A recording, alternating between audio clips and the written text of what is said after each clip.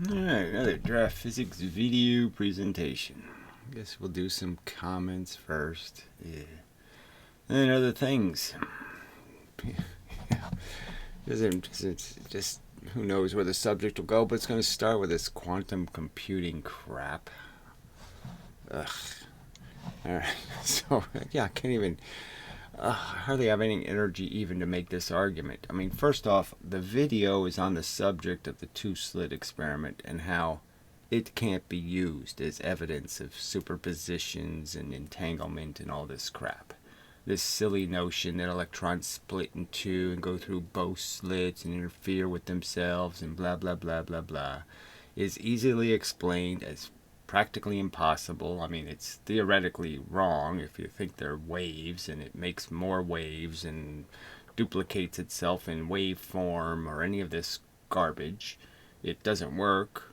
Okay, you can't draw it because the math isn't what your drawing is going to look like. And that another model, a simpler model of, yes, photons are timed events. They happen over a period of time. It takes time to make one, takes time to receive one. It's just a frequency. It isn't a wave, it's just energy at a frequency. And that theory works perfectly fine to explain what the outcomes of the experiment are. That's what the video is about, okay? Now, it's just basically saying you can't use the two-slit experiment as evidence of any of this quantum crap. Now, I've also explained that you can't use polarization either, light polarization, because, again, the same problem. Waves doesn't work. It isn't electromagnetic wave thingy. It doesn't have two components vibrating in some kind of ether. None of that is realistic as an explanation. Alright, back. Alright, so let's go over some of this stuff. If this entanglement stuff is true, which is just too silly to even speculate on, and this superposition thing and this whole collapsing the wave function notions, all of this stuff depends on you thinking that the universe is a lot less active than it actually is. Okay, I'm arguing that no, the universe is full of stuff, energy flying around. There's cosmic background, there's radiation from other suns, there's all kinds of stuff hitting everything all the time. And so no particle, like an electron, could ever get any peace and quiet. It could never go anywhere and through some sort of space that doesn't have anything in it. You know, nothing to irritate it, nothing to bother. Even if I made a perfectly cold environment, I mean, I took out all of the radiation influences that we notice, like cell phones and radio waves and everything. I could isolate it from almost every form of extra bit of light and cosmic radiation. The fact is gravity is being caused by something, and you can believe it's being caused by some kind of magical I just go where the empty space tells me to go, some empty space rule, some sign that says go that way.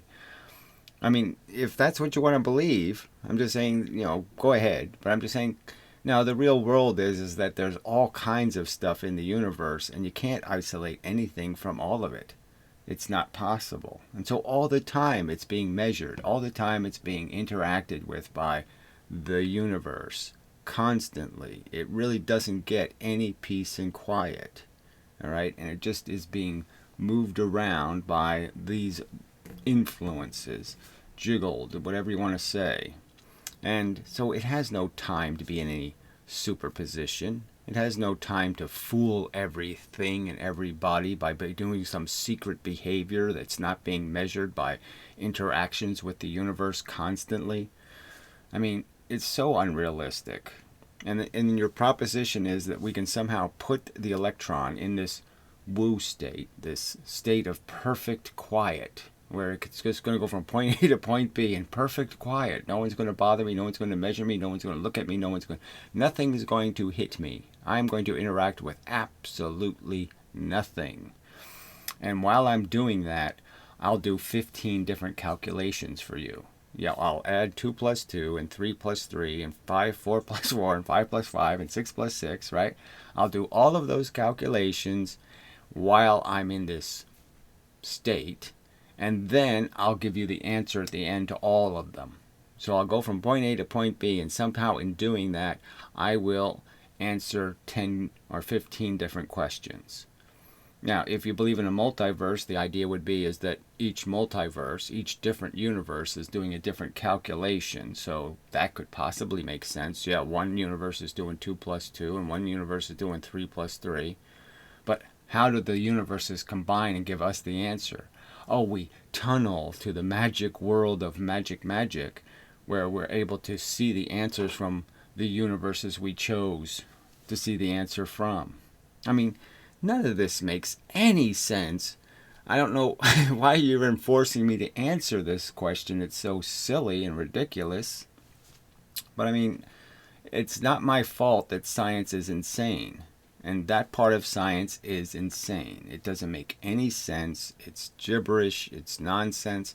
And they have nothing experimentally to defend it if you actually look at the experiments. Okay, they have this tiny irregularity in the fact of polarization. And I've explained it. I can explain it again and again if you want me to explain it over and over and over again. But there's this fact that polarization doesn't break a photon as much. From here to here, a photon isn't broken as much. From here to here, it's broken a lot. So that's the difference. So where they're saying this should be 25%, right? This is 50% of the light's destroyed. They're saying it must be 25% here. Well, guess what? It's not. It's 35% here, right? And so because of that difference, and them not accepting the fact that that's the truth, they keep wanting to say it's got to be 25%. No, it doesn't have to be at all. There's no rule that says it has to be 25%. It's perfectly logical that you can understand that, yes, it's going to get more broken the more parts of it that are going to hit the jail bar, the more broken I'm going to make the photon. Well, that makes perfect sense, actually. The more I throw a frisbee through the jail bar, the more off the frisbee is, the more loud the ping's going to be when it hits the bars. I mean, it's going to be more and more obvious that it didn't get through. You can use some analogies to understand.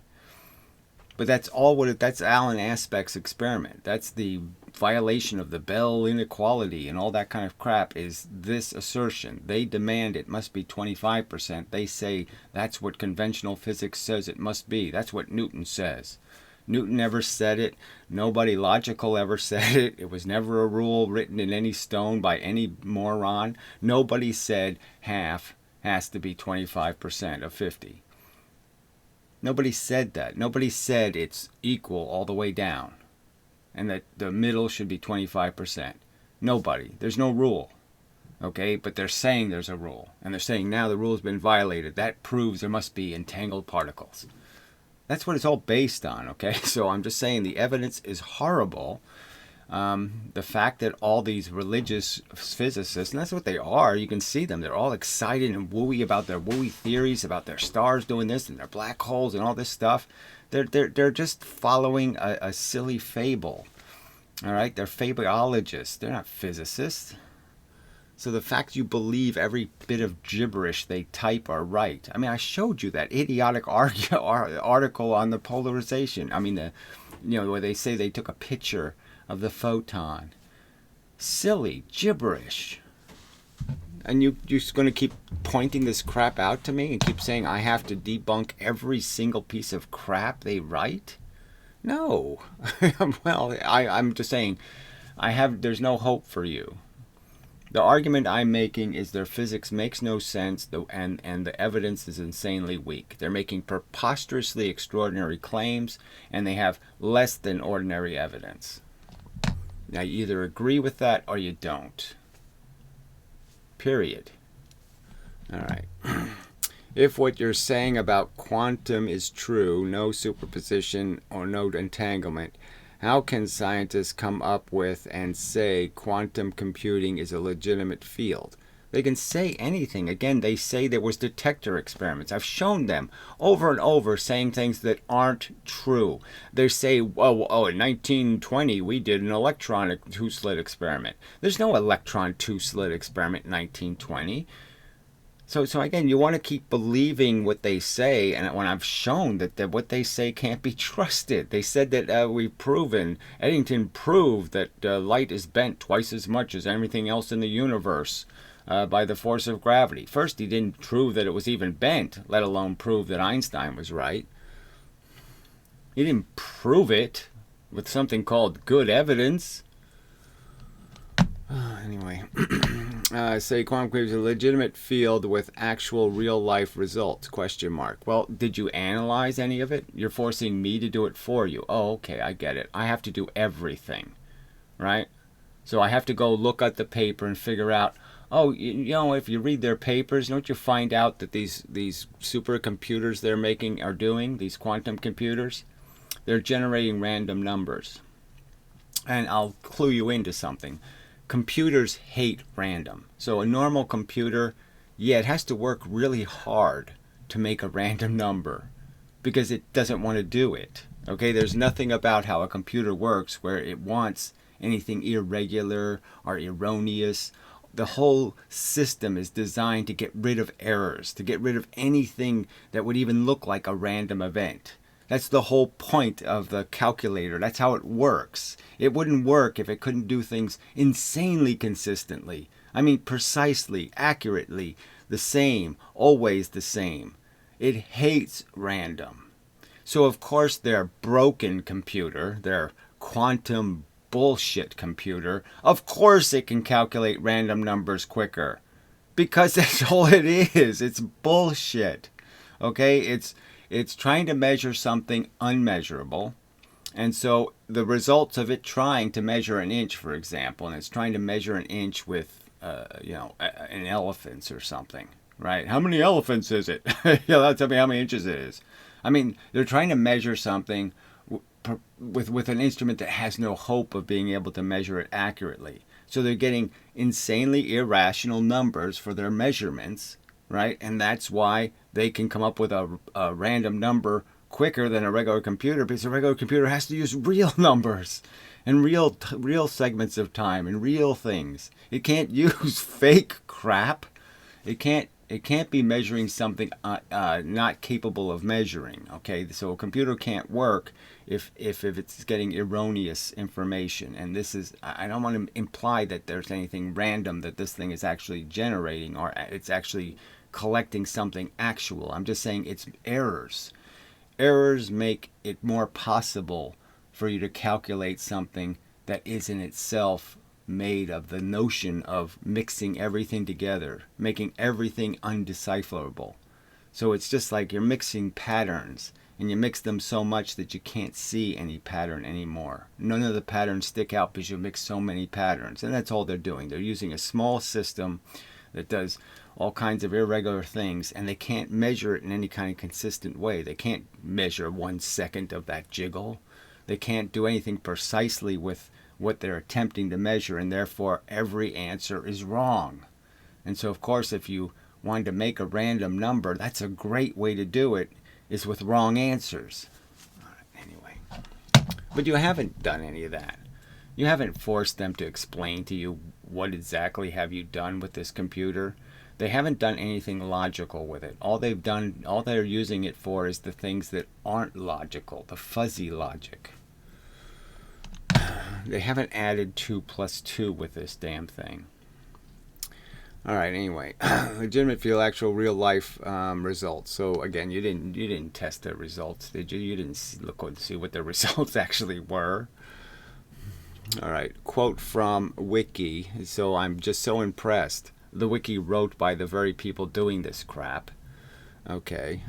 Anyway, Google AI. So again, we don't know how much Google's actually spending on any of this crap, but of course everybody would love to have their name on it, right? It's just like there was a time when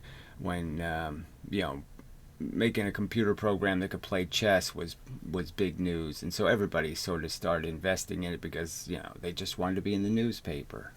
This is like Amazon and its drone delivery service that was just a big fake. It's just totally impractical, so totally silly, never going to happen, blah, blah, blah.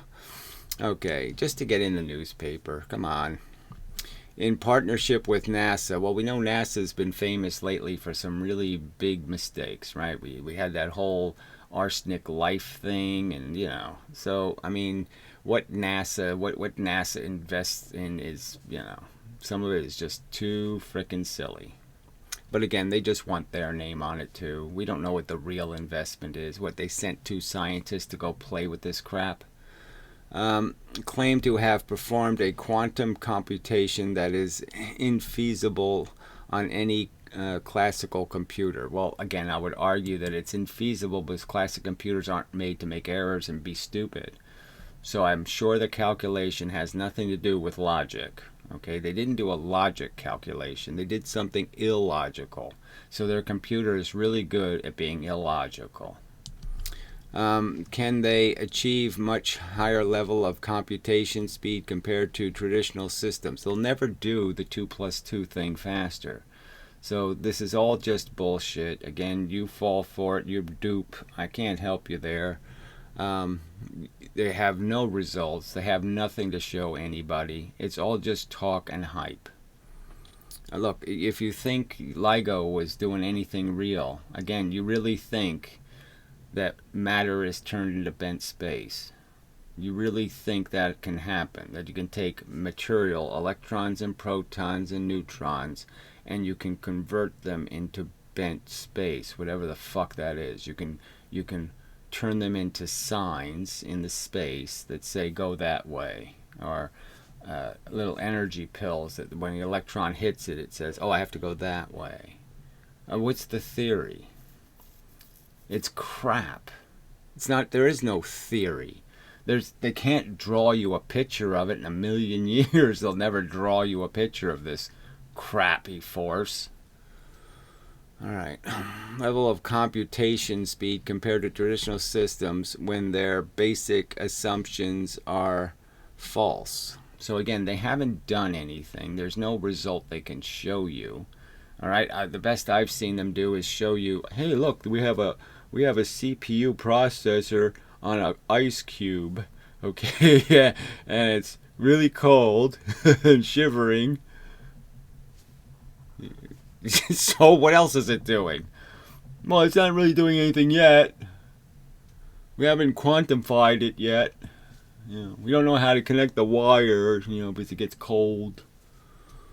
Solder is hot. You can't solder the wire to it.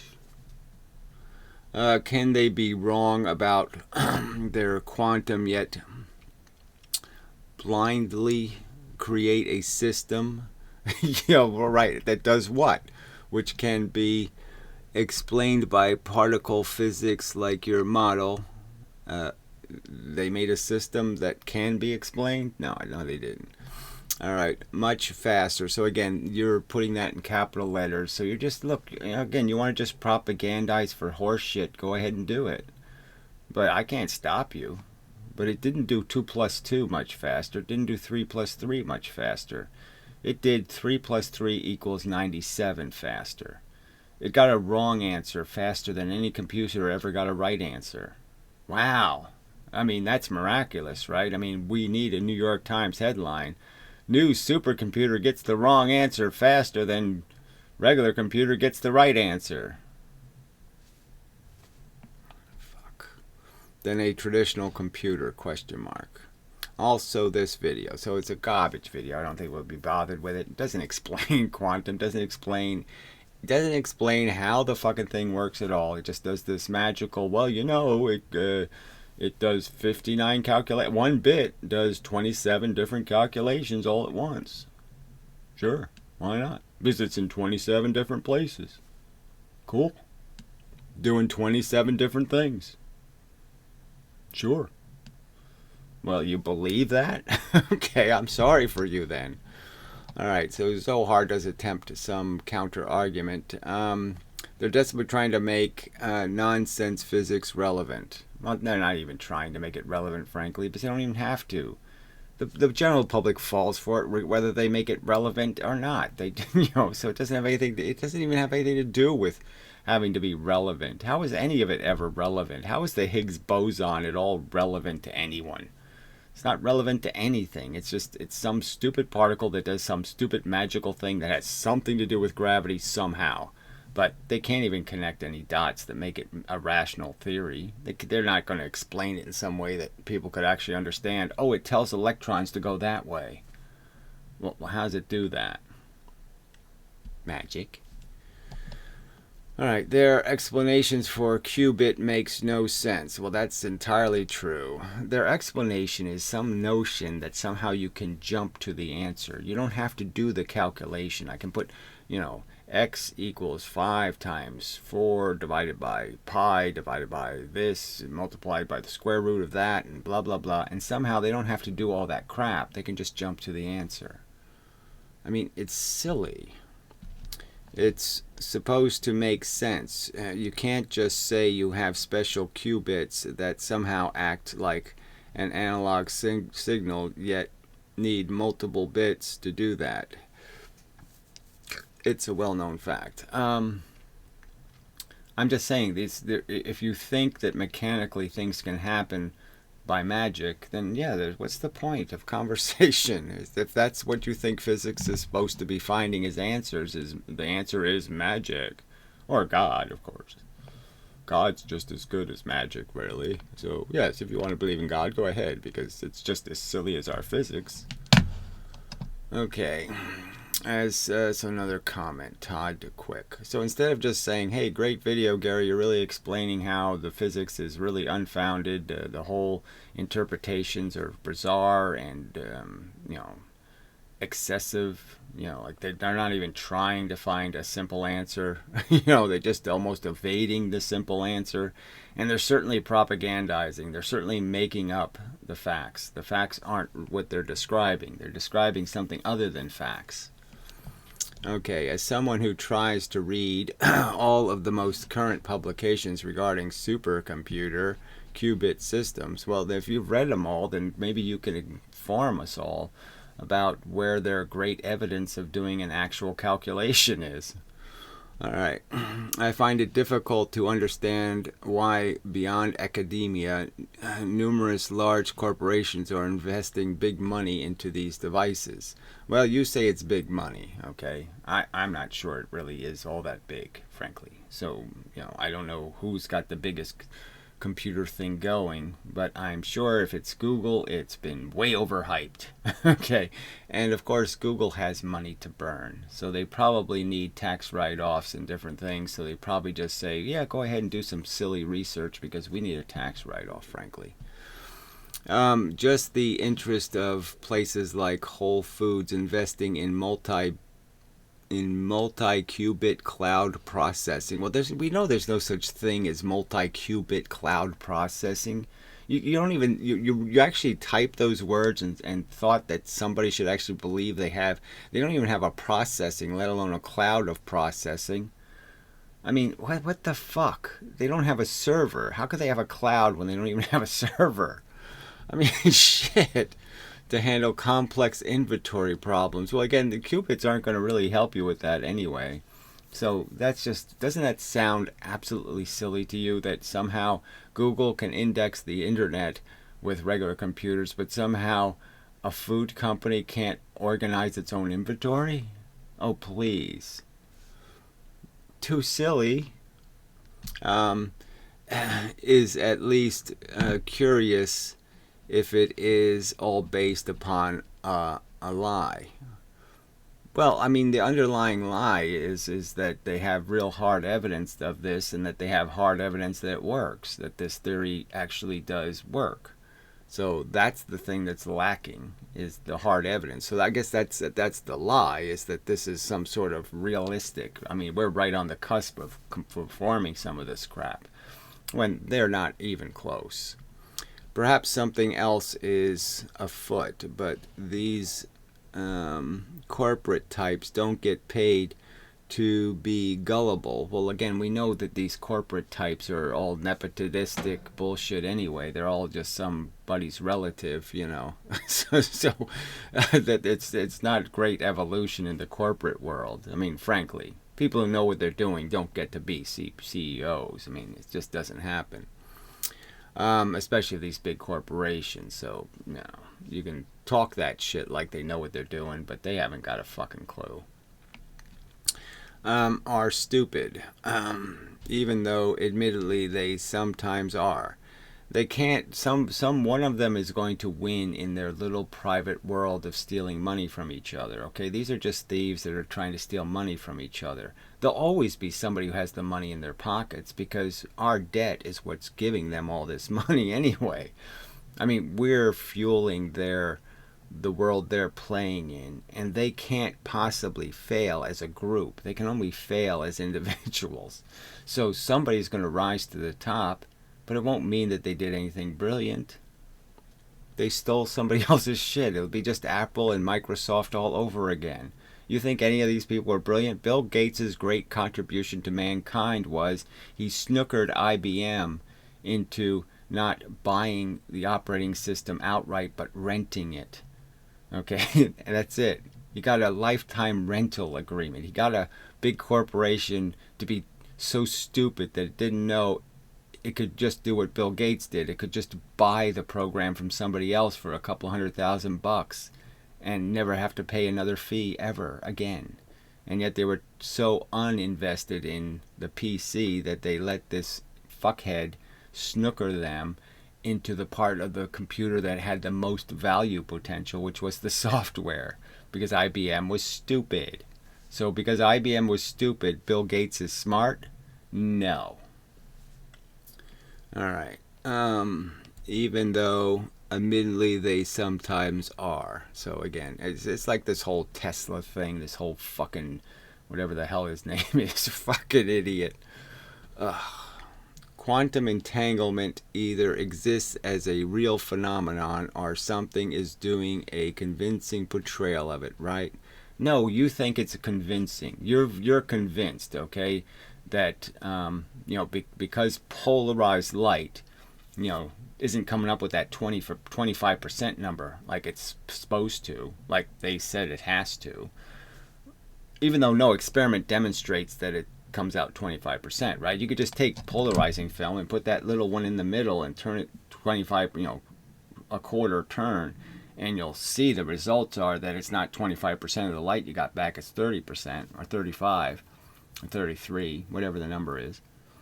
So you can do the experiment for yourself that demonstrates their assumption to violate Bell's inequality is a silly assumption. But no, you want to believe, go ahead and believe. What can I tell you? I've proven they lie. Okay, now you can say it's not a lie, but it's a lie. I mean, they're claiming they have knowledge of something. There's no existence of it as experimentally. I've proven they're incompetent as hell. I mean, Feynman can't even draw anything rational regarding the two-slit experiment. I mean, he can't draw the waves right. He can't draw them in the right place. I mean, incompetence is preposterous, and and I've shown it, I've proven it, and they do it over and over again. They tell the same fables about detector experiments and electron two-slit experiments and all this other crap that they haven't done and they can't do, not in the same context and certainly not with the same results. And so you're just keep saying no. Isn't that what you're doing? You're just saying no. They're not guilty of any of these crimes. They're not trying to fool people. They haven't been actually proven to be, lying about their magic. Yeah, they have. And again, the resistance you people have is just evidence of just magnify it by 100, and that's what the people invested, actually working in this industry. They have even more incentive to be defensive, and to up the ante on their bullshit. But that's all you keep doing. I mean, what is this sentence? Doing a convincing portrayal of it. What evidence were you convinced by? Where did they show you any of this crap working? Where did they show you this entanglement experiment? Oh, yes, it's so obvious that photon was entangled. Why are you so convinced? It's like the LIGO thing. Why are you so convinced? They show you this little jittery line and tell you a whole story about something that happened 5 billion light years away. And you believe it because they've made it so obvious. The connection is so obvious. You think so? Stories. There's stories.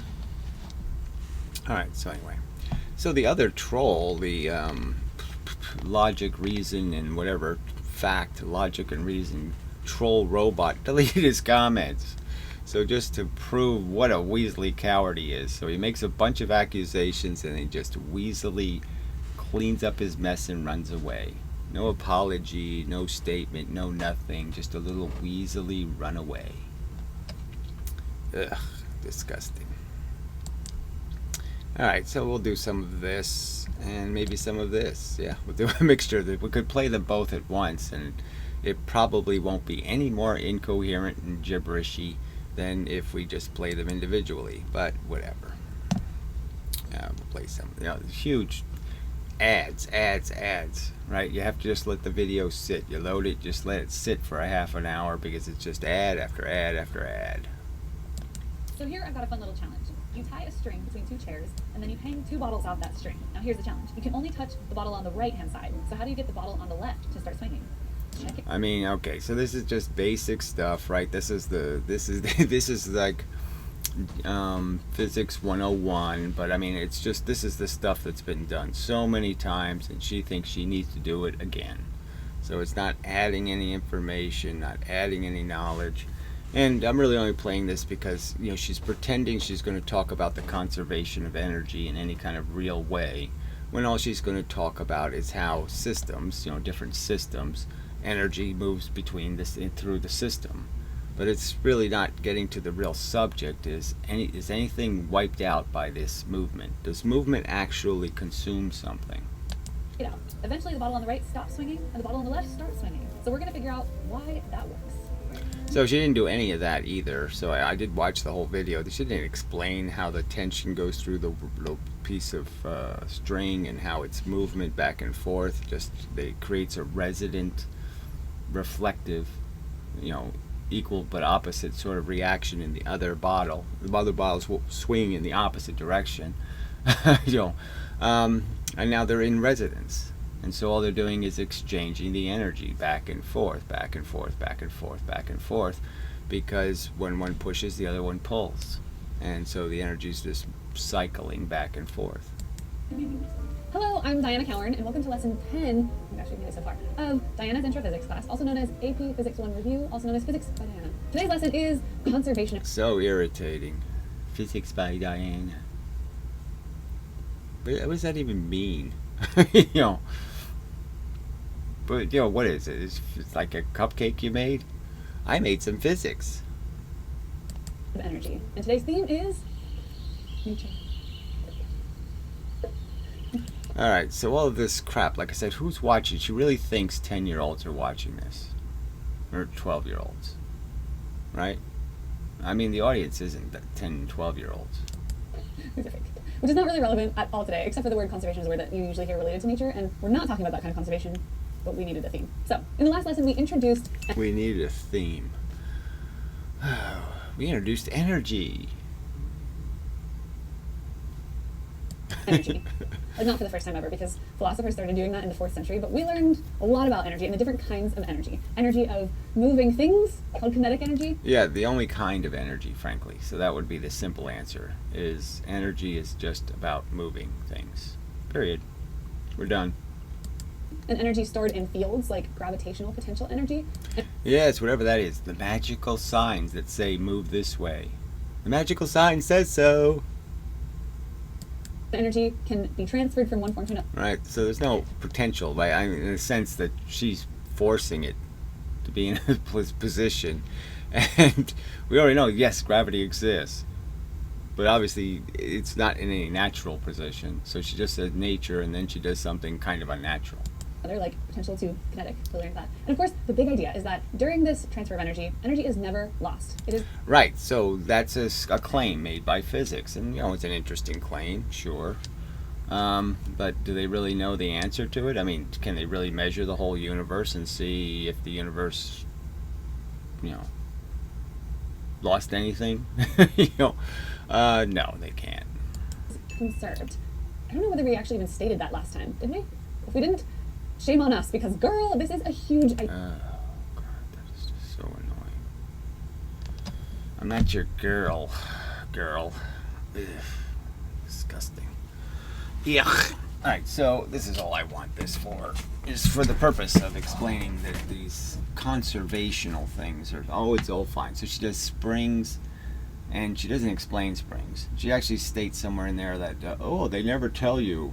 And then she doesn't say anything either. She doesn't even explain how the spring is working, how the metal has acquired this capacity to store energy. And it's not because, like, if you cast the spring in cast iron, it'll break. You know, you have to make the spring out of a material where somehow you're allowed to take advantage of a real process that would be something like magnetism or something, right? We know that magnetism in the end is where all this stuff is getting stored, in the sense that there's things connected to each other by a pressure, and if you change that pressure magnetically, you know, if these were two magnets and I slid them across each other, there's a place where the connection's really strong, and the connection, if you move from that connection, it wants to move back. Okay, you're creating pressure, and that's what's really happening, is that you're moving things across each other that are connected to each other, and because of the magnetism in them, you're either creating a repulsion, you know, you're making them too close to each other, or you're pulling against their desire to be closer to each other. No pulling, actually. Oh, I didn't have the frickin' yeah, I have to turn that on, don't I? Oh, yeah, that would help. Okay, I'll do that. Alright, so that's why I was way over here anyway, and I'm supposed to be down here. Alright, so I'm just going to do the gravity thing real quick, just because, she's talking about systems where you're talking about what atoms do when atoms are connected to atoms. And yeah, they're conservative. And gravity is conservative on the face of it, just because, well, you know, to get out of gravity, you have to expend as much energy as you got going in. So it gives you here, you know, it's a plus, a certain amount of energy, momentum, speed, and then it takes it all away, okay, at essentially the same rate, leaving. So in that sense, it's conservative. But we know that gravity is doing this, okay? It's not doing this in and out thing, okay? It's not ever pushing anything away. And so what's really happening is, clearly things go in the force, and it goes into some well, some place, and it never comes out again. So that's intrinsically, the force is intrinsically non-conservative.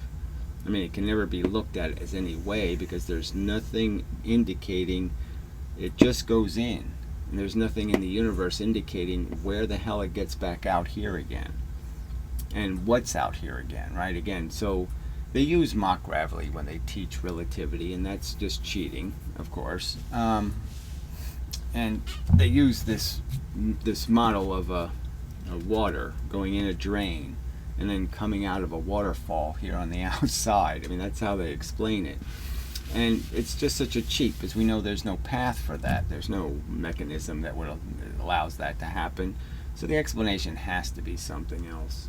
And the simple explanation I would offer you is to understand the difference between force and matter. They're two different things in the universe. There's stuff moving the speed of light. Little bulldozers, okay? Little bulldozers moving the speed of light, okay? And there's boulders called electrons and protons. And of course neutrons are made out of electrons and protons. But anyway, and the boulders move, okay, because the bulldozers hit them. So that's the simple explanation. So these things always move less than the speed of light, right? I guess I have to do it that way, they say. They always move slower than, minus c, I'll say. Yeah, they minus some element of c. Okay, so the boulders never go as fast as the bulldozers. And the bulldozers, frankly, when they're pushing a boulder, okay, they can't go the speed of light when they're pushing a boulder, alright? And the boulders only move when the bulldozers are pushing one. They don't, like, it's not like a bulldozer bangs into the thing and the thing just moves forever. So this is again violating one of Newton's laws. Well, that's sort of the truth, is that electrons and protons don't move forever. They don't just keep going. They don't have perpetual motion. They have to be pushed. If they're not pushed, they're not going anywhere. So then that gets to other experiments that I'm going to talk about in the future about electrons and electron guns and how electrons are propelled.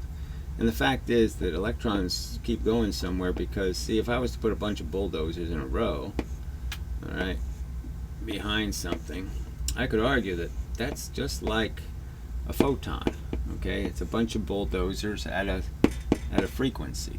And that's what like a gamma ray or an X-ray is a bunch of little bulldozers in a row at a frequency.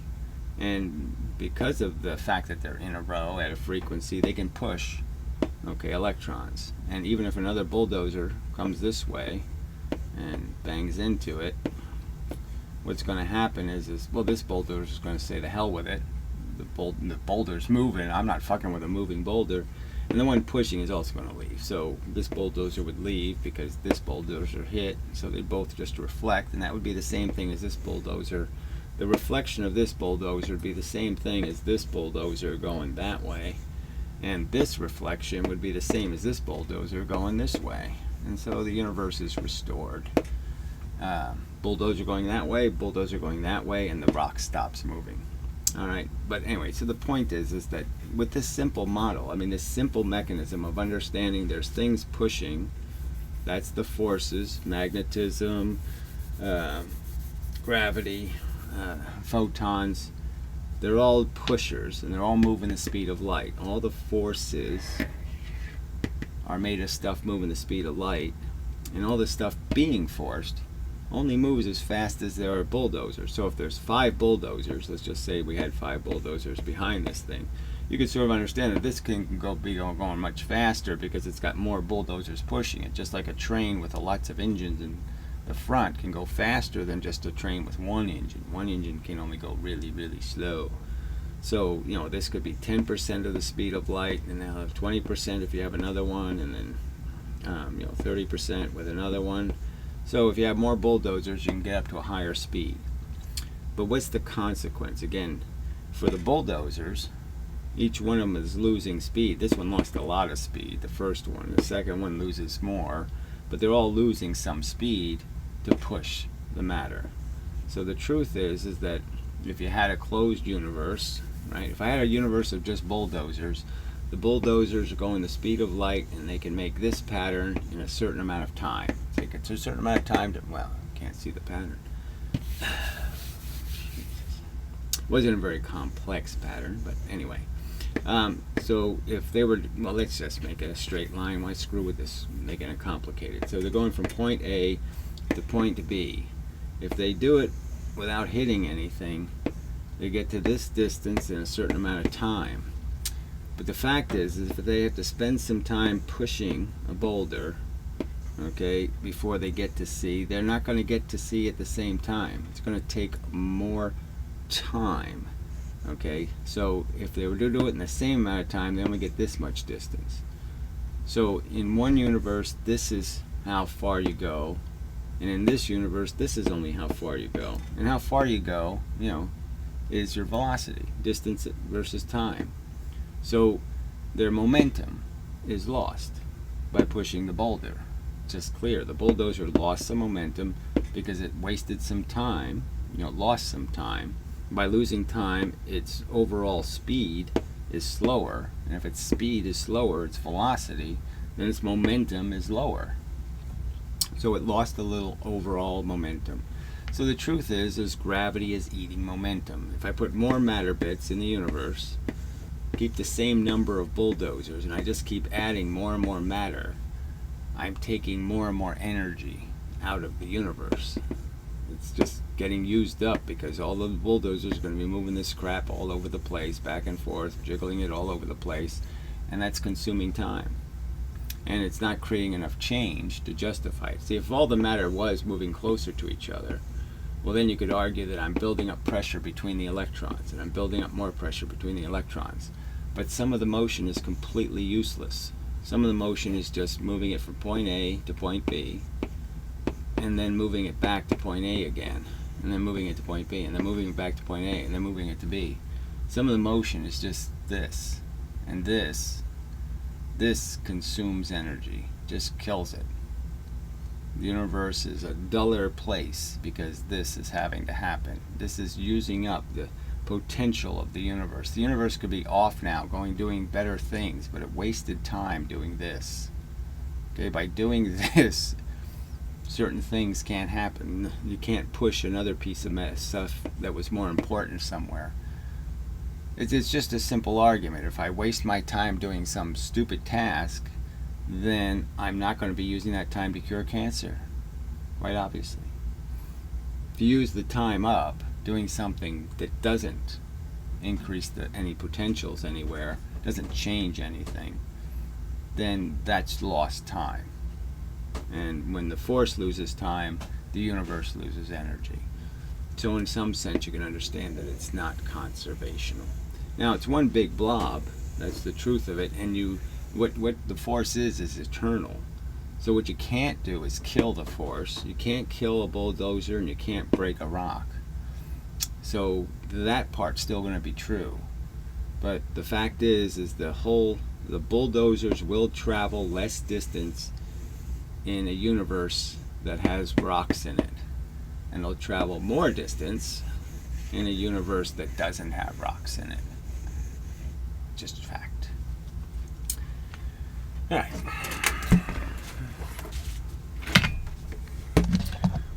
Simple explanation. So the fact is that you can say that these laws, these rules, but this is something physics does all the time, and it's so wrong.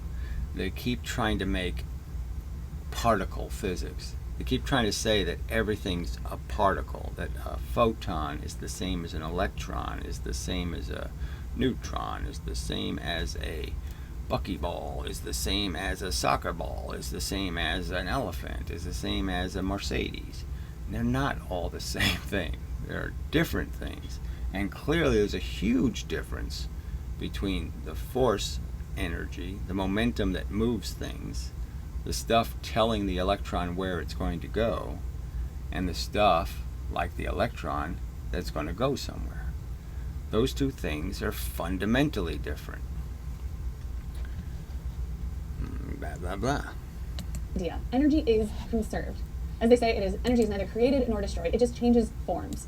And here's a really cool chart showing where the many different kinds of energy on Earth come from and what they turn into. But today, right here on the internet, all right, we're going to show how missed framing that. questions in terms of energy. So this is the only part that was important. Oh, God, I hate this shit.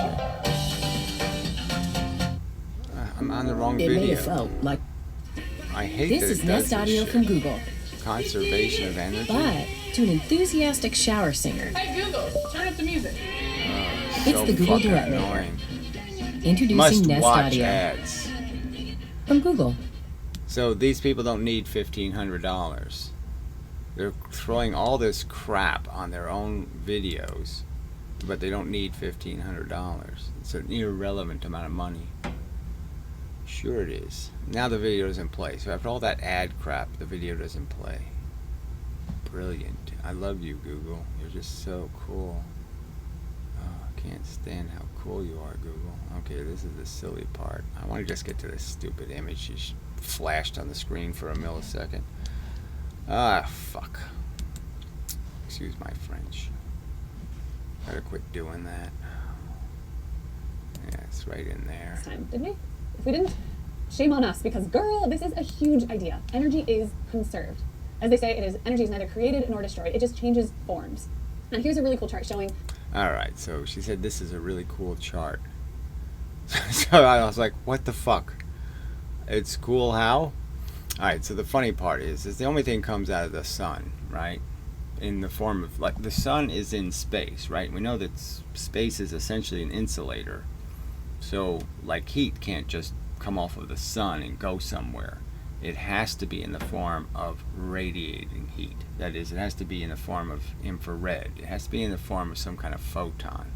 So the only energy that it can escape the sun has to be in this form of photon or magnetic or gravitational or blah blah blah. It has to be in the form of the stuff moving the speed of light, because it really just can't do anything with the rest of it. Okay, now it can send some atoms, it can shoot blobs of plasma, but they obviously don't go very fast and they're not very effective in terms of, it's not much of the sun's energy isn't in that form. And so the funny part is that sunlight, she has, they show sunlight, and that does fossil fuels, hydropower, solar, wind, voltaic energy. Oh, well, the catch is, though, is that there's only 1,000 watts per square meter of the Earth's atmospheric surface. So if I put a square meter, up at the end of the atmosphere, there's only 100,000 watts that's going to hit that. And that 1,000 watts has to do all of those things. It has to make the wind, it has to do the solar panels, it has to do the thermal, it has to do the hydro, heat the water, heat the ocean. It has to do all of that. So you just have to understand that all of that is made out of that. And obviously the fossil fuels are just a bunch of chemical energy. That's like the solar voltaic energy. Okay, that's just been stored in the ground. So, this chart is silly. Anyway, and so then they have tidal energy all the way down at the bottom, because that's all we have is any kind of recognition that the sun's doing anything in any other way. Like there's any other form of energy coming off the sun that we can measure. Well, that's the only other one there is tidal, which is gravitational, right? But there's no conservation there, right? There's no full circle. So then they do the little purple thing with the, I could do my little pointer thing, I suppose, here. I should be able to do it anyway. This little purple bit. But this is really the part where the suns are doing the nuclear thing, so I don't even know what this extra bit is. It doesn't even make any sense. They call it like a nucleus something or other, nuclear stars, and all this other extra stuff. This is all, none of this goes anywhere. None of this energy leaves the sun, so this is all just horseshit. That's what's making this, the light, is these processes. These processes are creating the infrared, the radio waves, the gamma rays, whatever else is coming off the sun, the X-rays. But those rays are what's really the only part that's coming out. The gravity is much stronger than the energy you're getting out of the sun. Tiny bit of energy comes out, a lot of energy goes in the sense of the amount of movement being created by the sun's gravity. The amount of force being applied in the direction of moving towards the sun is so much greater than the amount of energy we're getting back. That's why we're in an orbit, okay? Because we wouldn't be in it if there wasn't a huge differential between how much is pushing us away and how much is pushing us towards. So clearly not conservational. I mean, a tiny bit of pressure is pushing us away from the sun, and there's a huge pressure pushing us towards. I mean, it's so much pressure that it's defeating the 30,000 miles an hour velocity of the Earth. Not a very good drawing, really. Just a pile of mush. Alright, so that's enough on this. Like I said, the rest of it is just her doing this typical bullshit. Let's do a few little mathematical equations, because they have everything to do with understanding everything. And they're just so obvious in the sense that any idiot can figure out that the spring constant isn't any different than the magnetic constant. Okay, I mean, I can understand that there's a certain amount of pressure created by magnetism. So the stronger the magnet, the more pressure between the magnets, and so obviously the more matter I use to make a spring, and the more capacity it has to create, where it's pushing its little magnets against each other, obviously the more pressure I can build up and shoot the magnets apart when I release the pressure. So not very interesting. And she has to relate it all to fun park rides and roller coasters. Like I said, none of this is made for anybody who wants to take science at all seriously. It really doesn't get to any of the guts of the subject. What does it exactly mean to talk about a conservational system, and what systems can be included in that kind of discussion? And on its face, gravity is basically screaming, I'm not conservational. There's absolutely no evidence that you ever get back, okay, the energy that went into moving you towards. There's no evidence that anything ever comes back to equal that energy. Even when the damn thing explodes. You get some of it back, but you don't get all of it back. All right. Yeah. So enough of a statement, I think, on that subject. So let's do a little tiny bit of Ken Wheeler. Oh, pathetic. So again, a ton of ads, all the same ads, of course.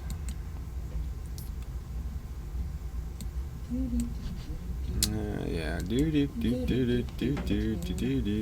I'll always waste a little bit of your time. Not very few people that can find. So we waste some of our time, consuming some of our momentum in our lives. You got less done in your life because Ken Wheeler had to go do. That's basically going back and forth. That's just wasting your time. Field theory and understanding the fundamental mechanics of Mother Nature to be fascinating, and yet it should be fascinating to everybody to unveil or pull back the veil behind. Yes, and see the hideous, grotesque monster that is the facts of life, which is we're still bugs. It's a bug planet.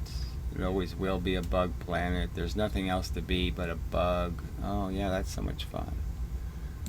And no, reality sucks and is terribly mechanical and is just illustrating how we're just robotically gurgitating norms and concepts, blah blah. We don't really invent anything or do anything. Cosmic mechanics is fascinating. To see things with mental clarity and acuity that others... Oh, jeez, he's just so full of himself. So his acuity, he's seeing things clearly by drawing a bunch of swirly lines everywhere. Hyperboloid of love or hate. Definitely don't. It's actually a great thing, and I could easily make 1,000+ videos on The Secret of Light. But I want to bring... You have made 1,000+ videos, and you haven't revealed anything that's called a secret. You just say perturbation. It's like sound. No, it isn't. Something to full attention that would be, of course, irrefutable. I mean, somebody might try to refute it, but everybody has in their head an idea of a speed of light, and this goes by c. But what is it when we're talking about c? Because everybody on Earth... We're talking about distance in space. That's right. It covers a distance in space. A point A is a point B that's a certain miles apart. And the light travels that distance at a consistent, always the same speed. Yes. That's what we're talking about, Ken. Earth suffers under the same delusion, like a car speeding down the road. 65 miles an hour, that's your maximum speed. That's the amount of traversement you could get from point A to point B. Amount of traversement. Yes. It's the traversement rate. Over a period of time, the speed that you're actually covering. Something is moving, and it's moving from location A to location B, but we're actually talking about a Cartesian coordinate. Yes, we're talking about 3 physical dimensions, and you're moving in those dimensions a certain distance. That's right. That's what every bit of evidence indicates. That's exactly how the universe works, and you have 0 evidence that light ever changes those rules in any way, other than to say, hey, it slows down in a medium. Well, it doesn't really slow down. It spent more time pushing boulders. But whatever. Of one mass relative to another. And to talk about this further, we would of course talk about time, because time doesn't exist. Time is only a measure. Again, it obviously exists. It's obviously a function that's taking place. Everything didn't happen instantaneously, therefore there's something called time. Time means the absence of instantaneous. Time exists conventionally, but not ultimately, but I'm not talking... It exists conventionally, but not ultimately. What do things like that even mean? What it exists really, but not actually. I mean, he actually says things like that. About time whatsoever in this video. I'm talking about speed. Oh, and speed doesn't have anything to do with time. Of course not. Speed doesn't have the velocity. That doesn't have any. That's not a time function. I can measure velocity without paying any attention to time at all. Oh, wait a minute. That would be impossible, wouldn't it? I think so. And you and I all grew up in the notion that light has a speed, and the first thing we probably learned was... I learned that forces had a speed. So that was how I kind of learned it. Yes, light was going a certain speed, but so was this other crap. Okay, all this radio wave crap, the same speed, and then oh yeah, the magnets are doing the same thing, and then gravity's doing the same thing, and everything's doing the same thing at the same speed. And the way force interacts in the universe, the little stuff that you can't see, the little bits, that stuff's all going very, very fast, the same speed. You know, unless you make it push, you know, electrons and protons. That sound has a speed. Speed of sound, and I don't know if you've heard it, but I've heard airplanes breaking the sound barrier before they make a giant crack. Yes, and guess what? Everything does that. That's exactly how you make a sound, is that you violate the speed of sound. So that's how all of the sounds are actually made, is they're little tiny sonic booms. So if you move a piece of matter, like a larynx, little pieces are flapping very quickly as the air flies by. They go pop, pop, pop, pop, pop, pop, pop, pop, and you put a bunch of little pop, pop, pop, pops together. You know, if you could compress pop, pop, pop, pop, pop, put them all on top of each other, they come out to be bird. You know, they come out to be some kind of word. Oh, phooey, something's broken again. Various other things, like cracking noises as they break the sound barrier. You could guess what those things are. Not that you could talk about it on this platform. Well, I can't talk about it on this platform because it gets into farty stuff, you know, and anus is flapping and such, and I don't want to get into all that. What the fuck is he talking about? He can't talk about it on this platform. The secrets to sound are really secret. They gotta stay secret. Oh, he's so full of shit.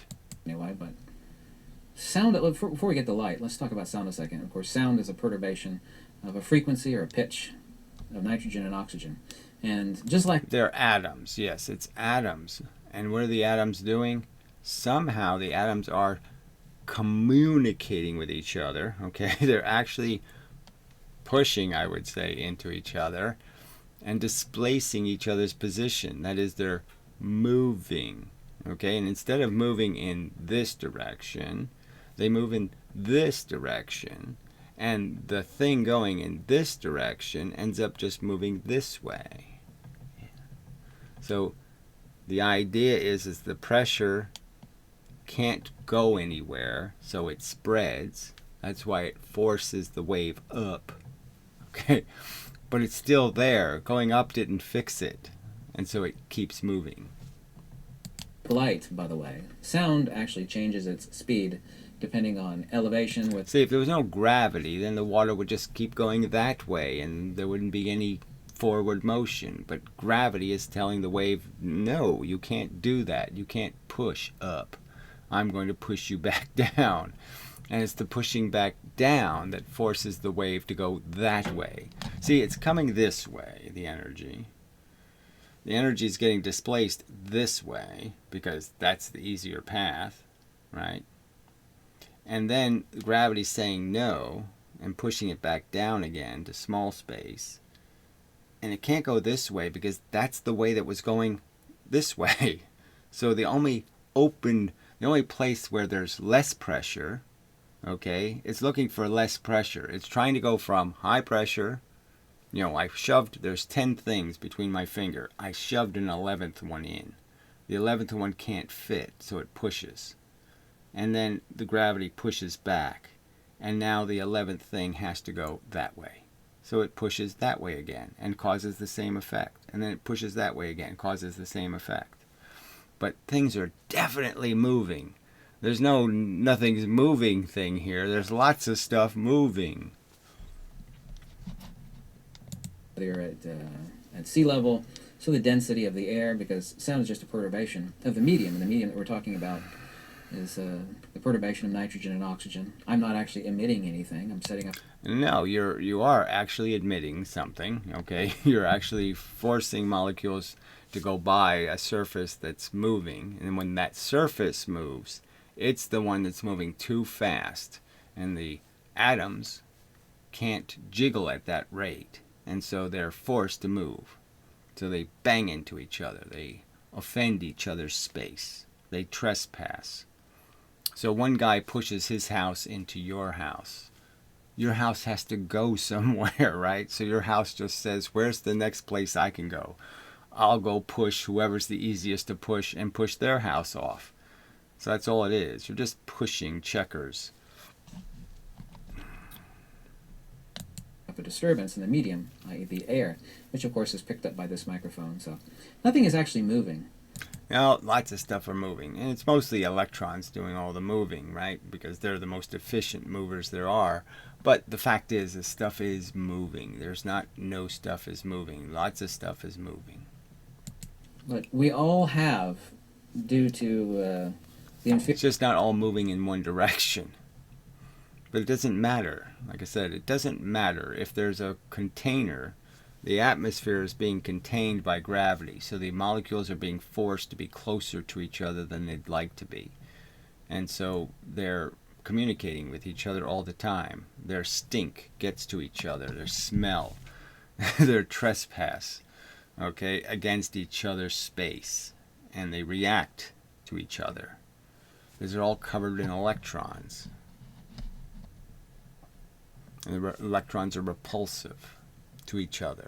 Superiority of the fundamental foundation of human understanding, the notion that sound is an emission and it has a speed, or emitting sound. Well, for general parlance, and the devil's in the details. Yes, exactly. And you're not even talking about those. What is the nature of your voice or sound? Well, it starts in your larynx. That's where it starts, okay? And it's air blowing across a bunch of surfaces. There's a bunch of surfaces been created with a bunch of little crappy hairs and shit on them. And when you're blowing the air through those surfaces, as many hairs as possible are being whipped. Okay, they're being pushed in one direction, they spring back. So they're moving faster than the speed of sound. And by moving faster than the speed of sound, they break the sound barrier. But they're little tiny airplanes, right? So if you could make little tiny supersonic airplanes, little teeny tiny ones, and then you made them go faster than the speed of sound, they'd make little tiny sonic booms. Yeah. See, the bigger the thing is, the bigger the sound is going to be, because it's more matter moving faster than the speed of sound. So that's why big airplanes make big sonic booms. But little tiny ones will make little sonic booms. So he could say something like that, but no. Because he has no clue. He thinks the air coming out of his mouth is somehow pushing the sound. No. It's the frequencies inside of that. It's the little pushes and pulls and all kinds of different frequencies of movement. The speed of the movement is entirely dictating how fast the movement transfers. Movement gets disorganized. If I push into Jell-O very slowly, right, the Jell-O deforms, it breaks, it cracks, it does all kinds of stuff. But if I go really fast, I can just poke a perfect little hole through it. So the fact is the speed just has to do with how fast you can, how efficiently you transfer energy. The energy is transferred much more efficiently if I do it fast than slow. And that principle is seen everywhere. It's why bullets work. You know, bullets wouldn't work if they went into you really, really slow. It wouldn't be a big problem at all. Your skin would just say, oh, a bullet's coming, you know, it's pushing, and the skin can just slowly accept the pushing, slowly accept it, and then just push the bullet back out. But it's because the bullet's going really fast, all right, that it doesn't have to worry about being pushed back out. This is kind of true, but ultimately, of course, it's not true at all. There, okay, this is kind of true, but ultimately not true at all.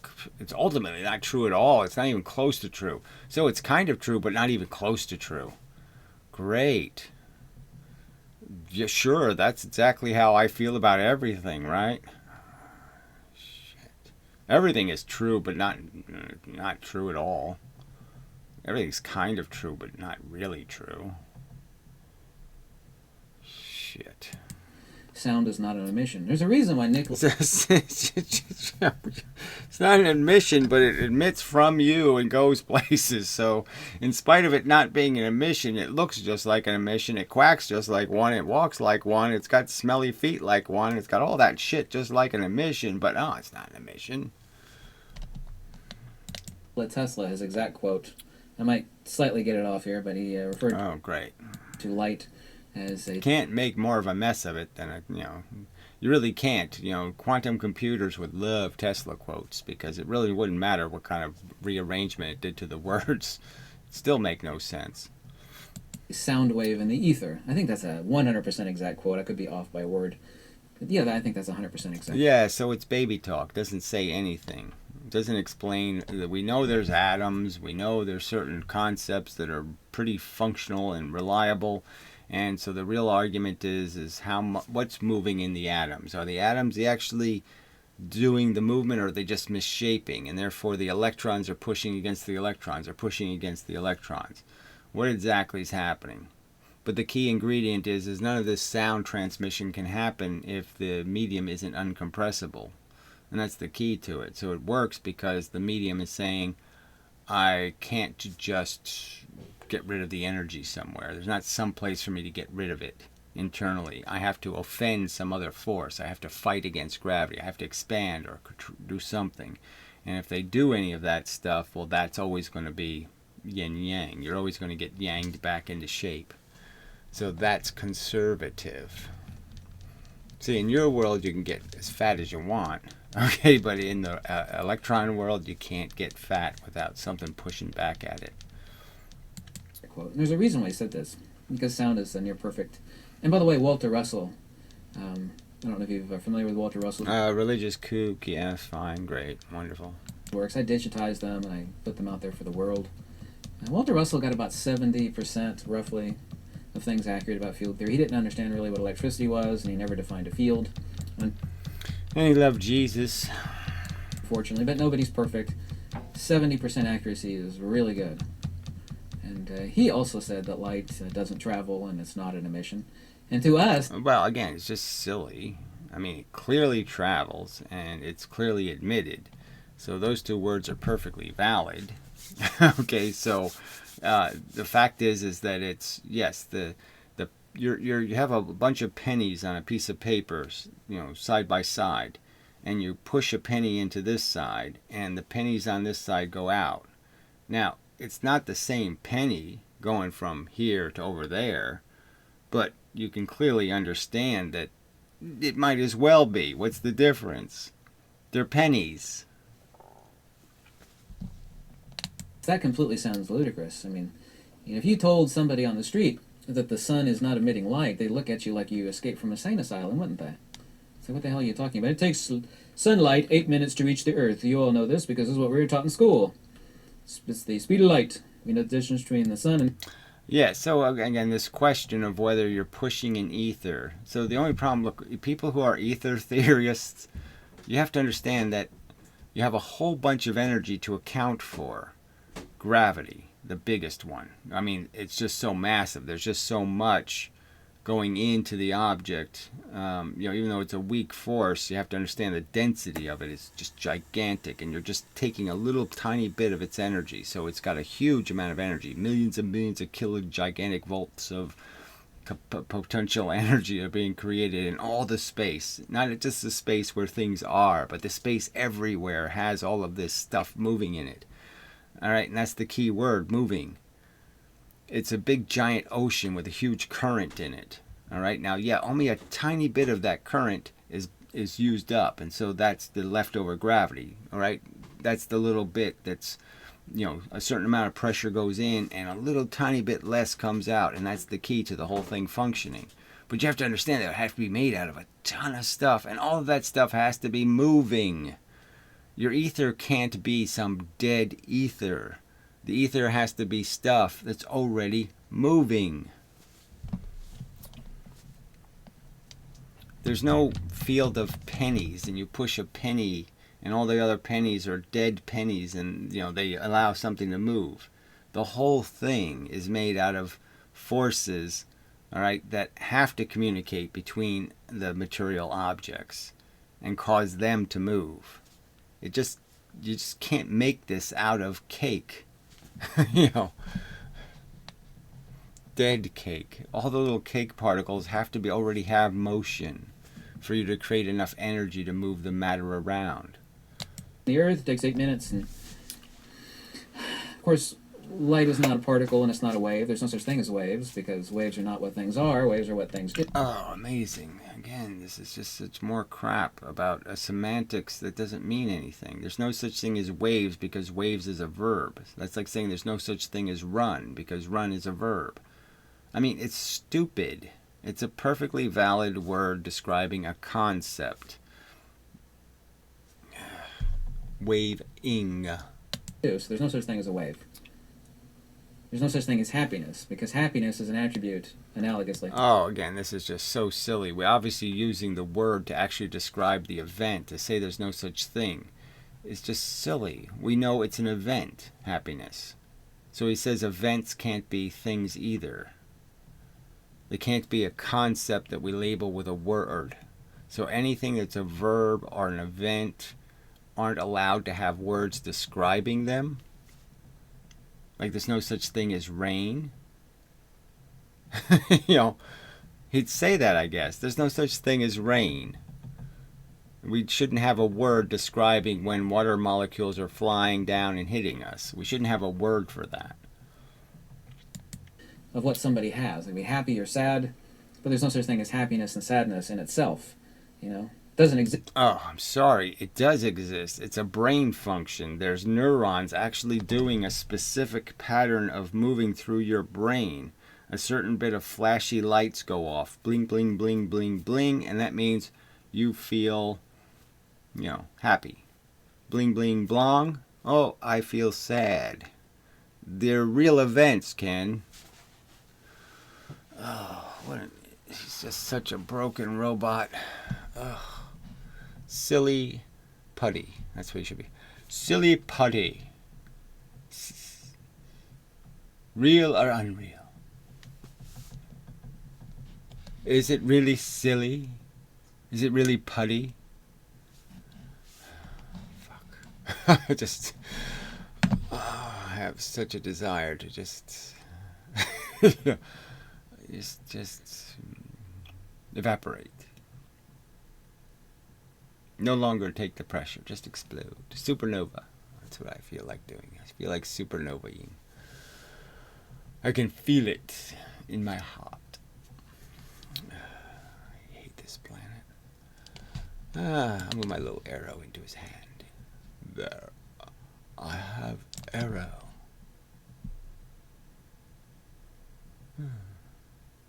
Horatio was my whatever, blah blah blah blah blah blah, to be or not to be. Anyway, sorry. Yeah, this is what happens before you supernova. Everything gets a little bit disordered. Boom.